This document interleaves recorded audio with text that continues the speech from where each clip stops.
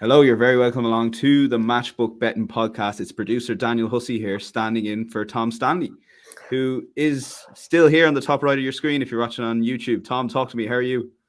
Wet, but very happy.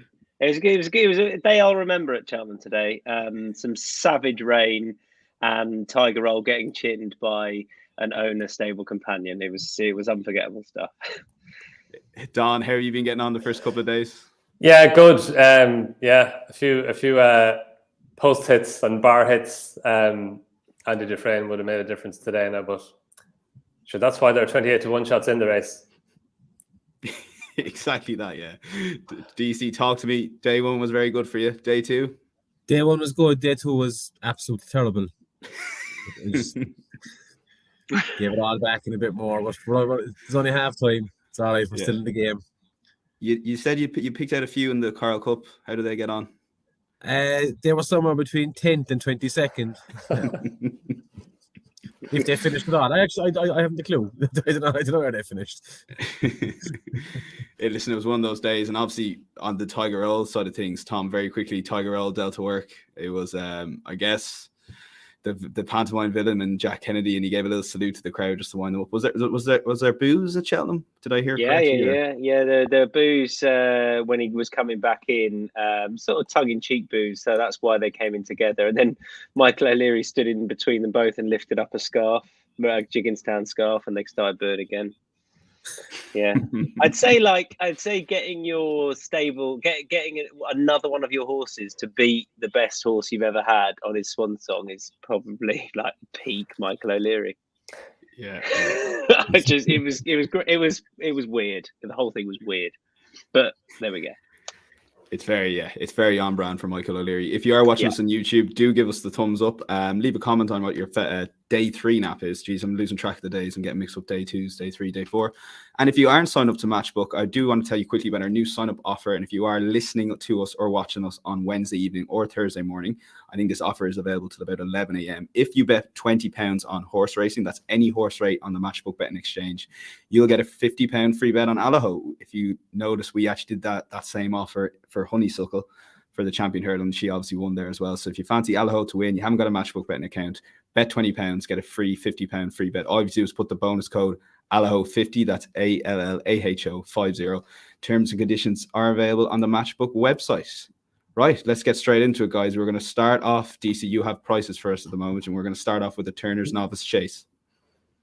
Yeah, so Galopin Des Champs, you can see is clear favourite now, 2.02. Bob Allinger is 2.22.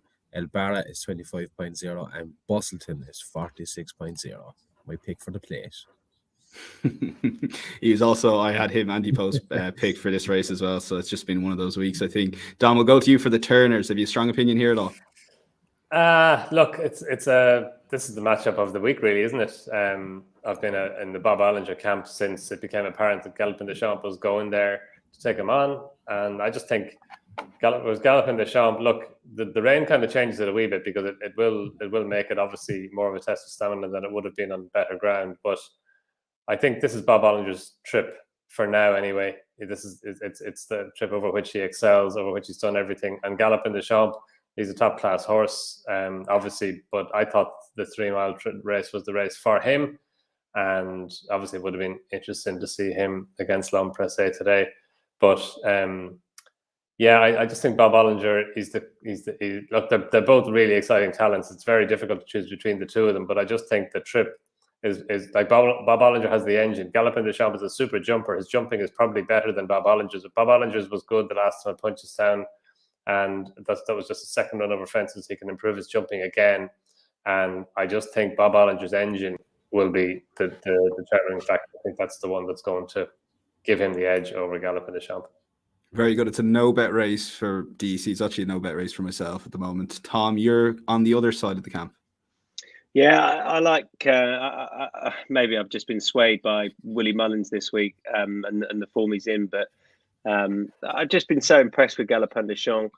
And the question really for me was whether or not he was going to go up in trip. But the fact that we're looking at the conditions as they are,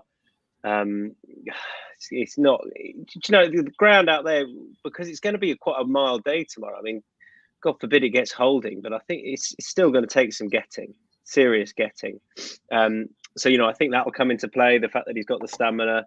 The other thing is I asked Jack Kennedy, spoke to him the other day and said, a race that you're sitting out, the Turners, who would you rather ride, Bob Olinger or Galopin Des Champs? And he just said Galopin Des Champs. And I quite liked that. I thought, I maybe there is this consensus that he is just far and away the better horse. I just thought he should be a little bit. I thought that there should be a bit more distance between he and Bob Olinger. He just looks the more natural, more capable chaser to me. So that's who I'm with, Galopin Des Champs. It's not massively strong, but I'm with him. He's a jockey's horse, though, isn't he, Tom? Like, if you ask and a jockey who he'd love to ride Galopin Des Champs because of his jumping and because he can just set him alight over his fences. And look, it's a fascinating race, really. We move on to the Pertemps. That's the first race going. We're going to fly through this, hopefully, in under that 30 minutes. Micheál Deasy, quick matchbook betting exchange prices at the moment. Yeah, so Sire de Borlée is favoured, 6.8. Ala Philippe is 7.0. Winter Fog is 8.6. Dunboyne is 9.6. Sassia Classy is 15.5. Volcano 18.5. Born Patriot 24.0. Ballyandy 25.0. And then we're to the big prices.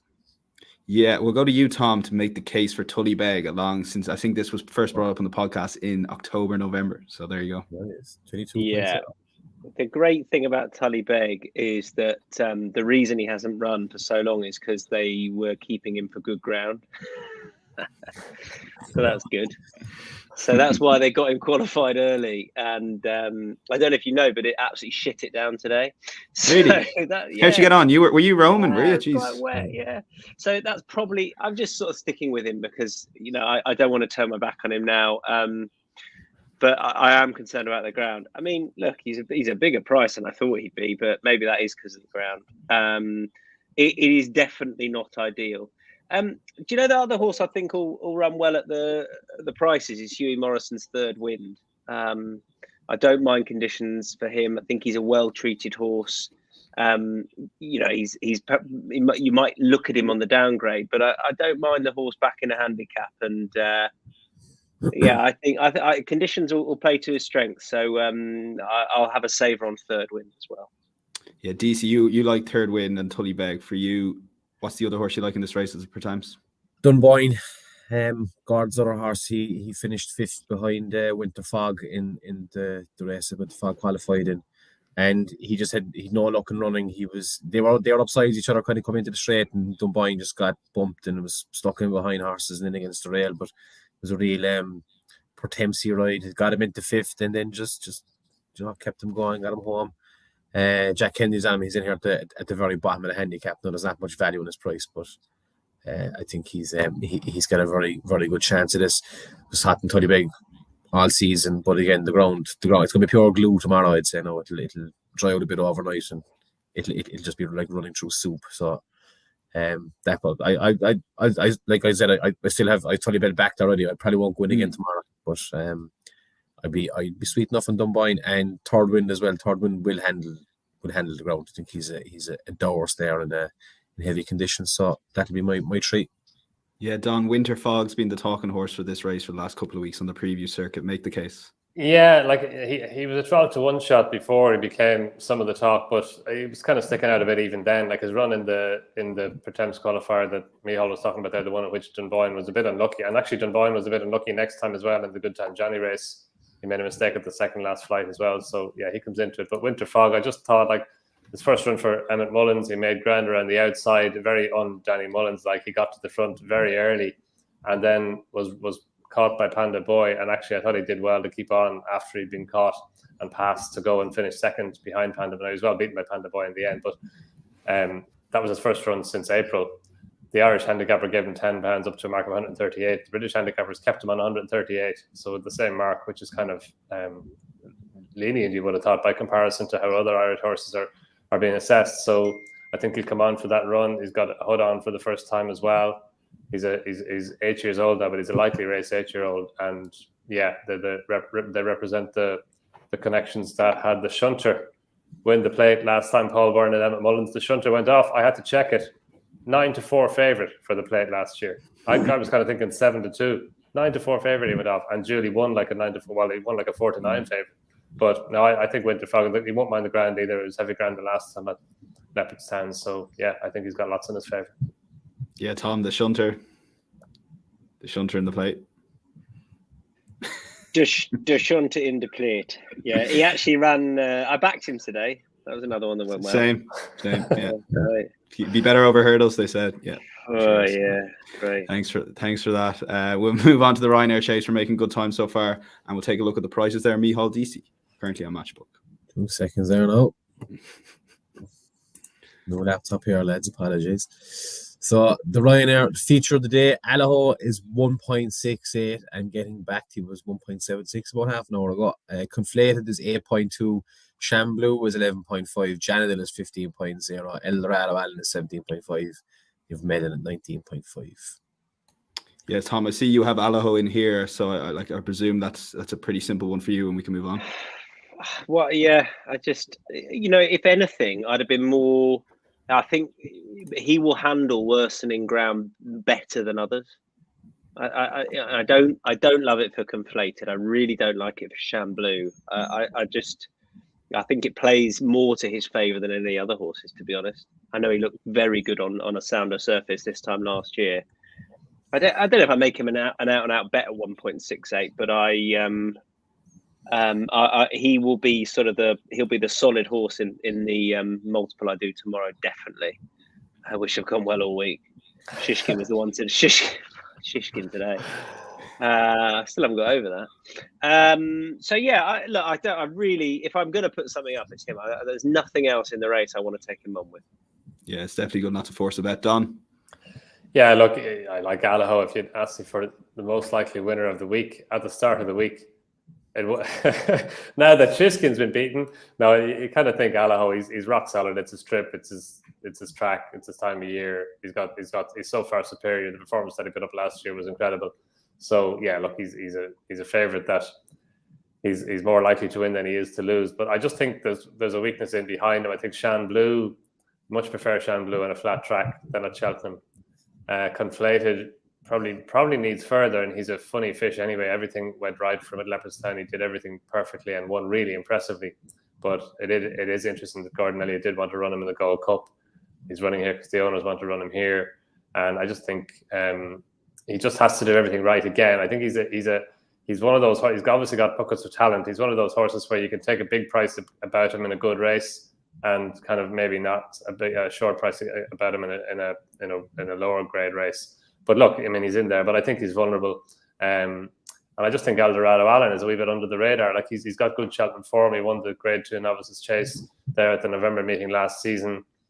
He's shaped. He won the Exeter race, the Haldon Gold Cup at the start of the season, but he shaped in the Peterborough Chase next time. As if 2.5 miles at a sharp track on goodish ground was too sharp a test for him, and he was beaten by Mr. Fisher next time at Kempton. He ran well that day, and then last time in the Denman Chase, he beat Royal Pagal, obviously on better ground than this, but it was nearly 3 miles. So he's been improving as he's been stepping up in trip, and 2 miles 5 or 2 miles 4.5 on soft ground. Now he won't mind soft ground, and that should put a premium on stamina for him, which we saw he stayed 3 miles the last day. Well, I just think whatever 15.0 or thereabouts. I think that's more than fair about him, and you can back and win in place as well, or each way. Well, win in place because they're 8 runners now, I think, and from 9. Very good, DC. You're going to play in the without favour market, which is sometimes a profitable market. Like I know I did 3 Stripe Life without Sir Gerhard, so that was a positive. But a mate of mine did back in Nergamine without Shishkin, which even though he was cheering on a winner, you've got to feel like a bit of a mug doing that, I suppose. Yeah, I used my original selection for this was St. Calvadas, but I'd see he's a non-runner, so I'm going to put up Janadil instead. Kind of picked him out a long way out as the most likely to finish second in this. Finished second to Allaho at Punchestown in December. He was just beaten 2 lengths. If he can get within 2 lengths of Allaho tomorrow, he should definitely finish second. So I'm going to stick with him. He's going to be a nice price. He's 15.5 to win, so you're going to be getting hopefully about 4.0 or 5.0 for him to in the without market. Very good. We move on to the Stayers Hurdle to the featured race officially on the card, and we go to you, Micheál Deasy, for the betting on Matchbook currently. Yeah, so Flooring Porter is the favourite of 5, or joint favourite of 5.5 at Classical Dream. Then you have Champ is 6.0, Time Hill is 6.4, Royal Kahala is 7.4. She's the money horse for the day. Paisley Park is 9.2, and then you have the big prices. And we'll stick with you, DC. You like a couple in this race? I do. I think Classical Dream is the most likely winner, especially even if the ground is very gluey. I don't think that'll bother him too much. I think he should be clear favourite, to be honest. I think the run of Gore on the last time has probably made his price a bit bigger. And the horse that beat him, Royal Kahala, I think like the heavy ground will, any kind of soft heavy ground is really going to suit her. And she has been back to card, and she was available at a much bigger price this morning. She's in 7.4 now. She's not really a win place price, so I might just dutch the two of them up, and hopefully they come home with the 1-2. Yeah, for you, Don. Yeah, look, it's definitely come in Royal Kahala's favour, hasn't it? Like, she's a very exciting mare, and in fairness to Peter Fahey, he did say before the rains came that he was going to go for the stairs, but it's really happened right for him, because if she'd run in the mare's hurdle, the ground would have been too quick for her. And we know she stays 3 miles, so I'm not surprised that there's money for her. But no, I've just been a Flooring Porter fan. I've just always thought he's a horse that doesn't get the credit that he deserves. His run that he was beaten by Classical Dream the last day, but the start of the race was shambolic from his perspective. It just, our Classical Dream got a flyer, and he lost 6 lengths, but it was more that Classical Dream had the lead, and he just couldn't get by him. And even in the home straight, he just wouldn't come off the rail to go past Royal Kahala. I'm sure that they'll be very aware at the start tomorrow. The start is going to be crucial, because he is a quirky horse. He kind of hangs to his right and he hangs to his left, but the performance that he put up last year, he won with an awful lot in hand. He won with way more in hand than the winning margin. And I just think back at Cheltenham, back over in this race, just I thought the same with Vanillier, actually, Gavin Cromwell's horse in the National Hunt Chase. I thought back at Cheltenham he'd bounce back, and he didn't jump very well. So that's a little bit of a concern in the back of my mind. But I just think Flooring Porter is generally an underrated horse, and I think he should be favoured. Look, I can see Classical Dream bouncing back, as Micheál says, from the Galmoy hurdle, but I think Flooring Porter should be shorter. Yeah, Tom, you like a very interesting runner here, particularly the way the ground's gone as well, to be fair. Yeah, I've taken the mick out of anyone that's put up Paisley Park all year. God, he was good last time. I think he's going to be interesting at the start, because that was a worry. He really wheeled round. And it's a bigger field here. And, if he gets too far back, that could be a concern. But anything that places emphasis on stamina is going to play to this horse's strengths. And I just thought he was overpriced. I can totally see why other horses will be better than him and will beat him. And maybe that maybe just wasn't an up to scratch renewal of the Cleve. But on this ground, I'd back him to beat Champ again. I just think he's far too big a price, Paisley Park. The emphasis will be placed on stamina. That will suit him. He loves Cheltenham, and he's overpriced. Yeah, it's hard to maybe disagree with that. It's a very competitive race, the Stayers Hurdle. We'll move on to the Plate, which is the fifth race in the card, and we'll take a look at the betting there. DC, take it away. Yeah, so the Glancing Queen is favourite. Loads of support for her again today. She's really well backed already. Celebrity Allen is 6.2. Imperial Alcazar is 6.8. Grand Paradise is 10.0. Fuse Raff is 13.0. Fancy Foundation 19.5. Adramel is 16.0. And the big prices in for the rest of them. Yeah, Tom, the Glancing Queen got a bit of a form boost there earlier on today. Oh my God, and a bit long presser. Yeah, that was really good. And with a better ping at the last, she'd have been closer. She wouldn't have beaten him in the dipper, but she'd have got closer. I think she's the right favourite, and I want her on side. I think she's fair enough. She's probably a bit short than I thought she'd be when I put her in, but that form boost is a plus, and she's got form with testing conditions as well. Like when she ran, it was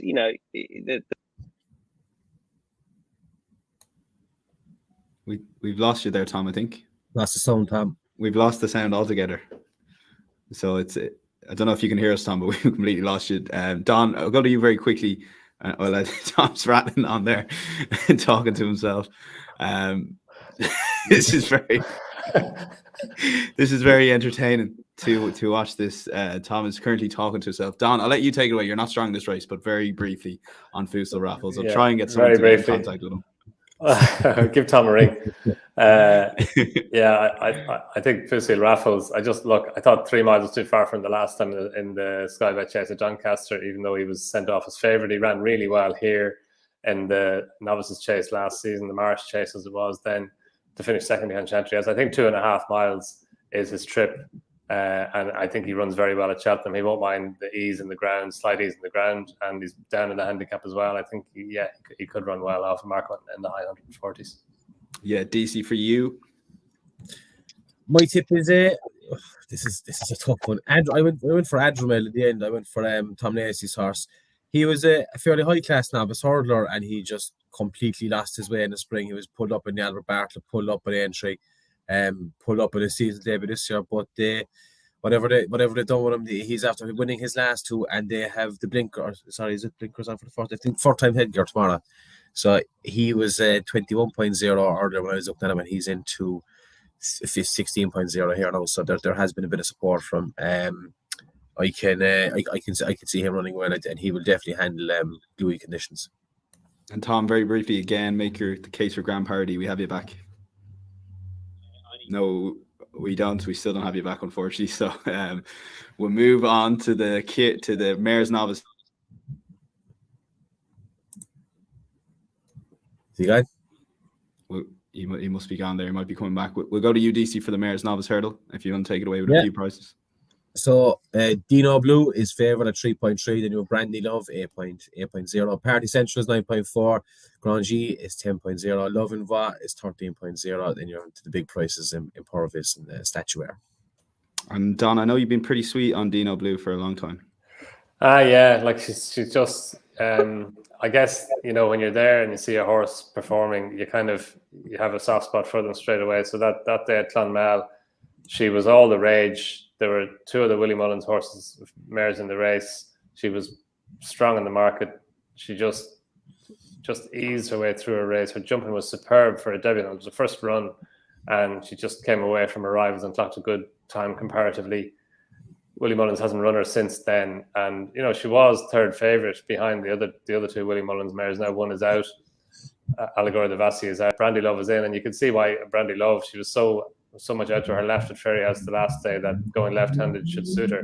And she did run well left-handed. She won her maiden hurdle left-handed at Naas and didn't show any signs of going to her left at a left-handed track. So that all goes well for Cheltenham. But you just think Dinah Blue, she's well bred as well. She's a half sister to Blue Sari, who runs well at Cheltenham. He's a talented horse, and her jumping the last day, if she can jump as well again. It was heavy ground, and that was a bit of a concern that she'd be encountering ground that would be significantly quicker than it was at Clonmel when she was so impressive.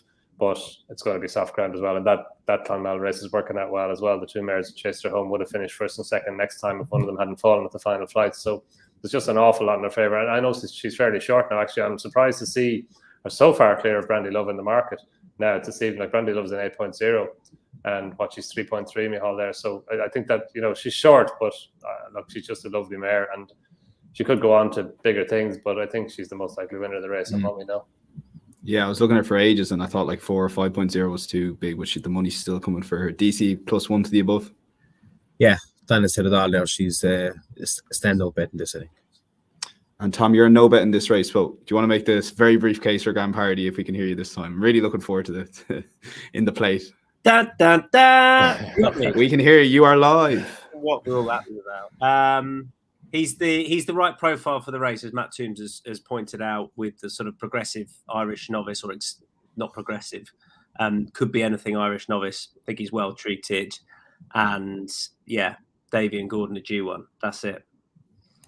Sounds good to me. I'm sold. DC, we'll move on to Kim Muir and the final race on the card. Frontal Assault is the favourite still. No, Schoolboy Hours is the favourite. Wow. Schoolboy Hours is the favourite. The JP money is coming. Schoolboy Hours is the favourite at 7.0. Then you have Frontal Assault 8.2. Mr. Fog Patch is 9.4. Ain't That a Shame 10.0. Omar Moretti 13.5. Denlow 14.0. Come On Teddy 14.5. Smoky Gun 16.0. Mr. Coffee 16.0.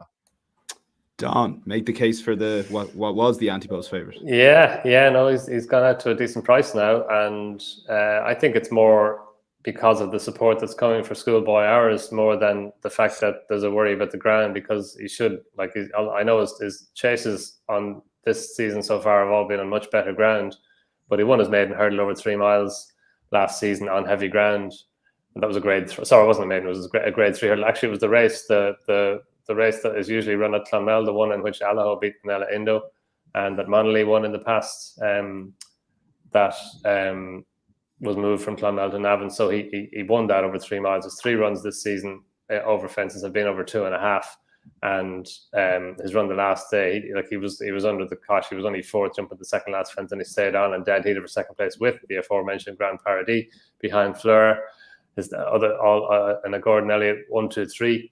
Egality Man who finished 4th has since come out and won at Wexford, so the form of the race is strong. But as much as that, the step up in trip is a big positive, up to 3 miles and 2 furlongs. All his chase runs have been over intermediate trips, so there should be a good potential to improve going out in trip. He got a mark of 145, which is just low enough to get into the Kim Muir, and that's the race that Gordon Elliott has had in mind for a while apparently, and Rob James takes off £3. So yeah, plenty in his favour. Tom, you know how this goes with Glenlow and the Cheltenham Festival. Why are we going back in again? He's a good price. I'm genuinely surprised. I get that Schoolboy Hours, that's who Derek rides. But look, there's a very capable rider on Glenlow. I know he hasn't won for a while, but 134, he's definitely well treated. He's got form on testing ground. I'm looking forward to seeing him at the distance. It was much bigger than I thought he'd be, and yeah, I'm really quite excited about him as a bet on the day. He's probably going to be one of my strongest plays. I think he's got a massive chance. I'm probably completely mad, but 134 Glenlow. And yeah, I think a stamina will sapper bring out the best in him. DC, for you. Yeah, this is a pure price thing, and kind of like catching up jockey booking. Right place, right time. Emmett Mullins' horses. He's 28.0 at the moment. No, he's had an extremely mixed campaign. He's been over hurdles and chasing in the last just since February. He went off a very well back favourite for the handicap hurdle at the Dublin Racing Festival. He was absolutely poiling to that day. Went to Carlisle then. Just 2 weeks later, again very well backed. Ran the Nutting race. Ran it only just last week, but behind discordantly at Leopardstown. I just wondering what Emmett is doing. Put them in here. Is there something going on? Again, he's a massive price. Great trainer. Maxine O'Sullivan is an eye-catching booking. I think he booked her for another ride at the end of last year. Maybe it was an entry, but I just think at the price 28.0, I'd like something at a big price in this. I'm gonna stick with him. I just think there's something up there. There's a reason that he's running here. He had a good few targets of this. He could have run anywhere. He's in the Kim Muir, so could be very well treated off 130. I like the sound of it. We'll move on to best lays. And one of the most entertaining things during this broadcast is DC on his best lay. He's kind of deleting the flooring bit of Porter, and then he's putting it back in. Are you finally deciding to go for the place lay on flooring Porter, DC? Oh yeah, it depends on the price though. I mean, if he's going to be 3.0 to place now or anything above that, I wouldn't be doing it. But I just think that he could go off in front and try and make all, and maybe just burn himself out and set himself up for a few closers. So if he was maybe 2.0, 2.5, I would place lay him, but only for small money. It's tough to pick out a lay for this for today. Yeah, Tom, there's gonna be no one finishing in the places in the stairs hurdle by the looks of this.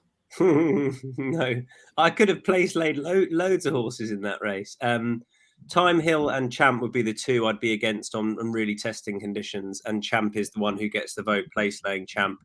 I think what he doesn't want is a real slog, and that's what he's going to get. And he'll be outstayed by a good few horses, I think, on that ground. I don't think that's what he wants. He's a different horse on good ground, but I think he's got a hole in him on really testing ground. So I'm place laying Champ.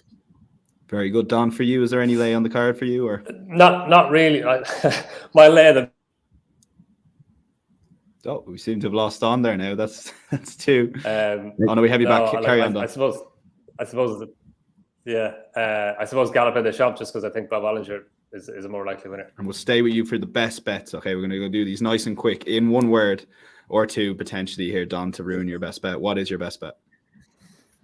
Frontal Assault with Kim Muir is now gone out to a price which is a attractive price again after going down to as low as 4 to 1 or thereabouts. 2 words, Micheál Deasy. Classical Dream. One word, Tom Stanley. Glenlow.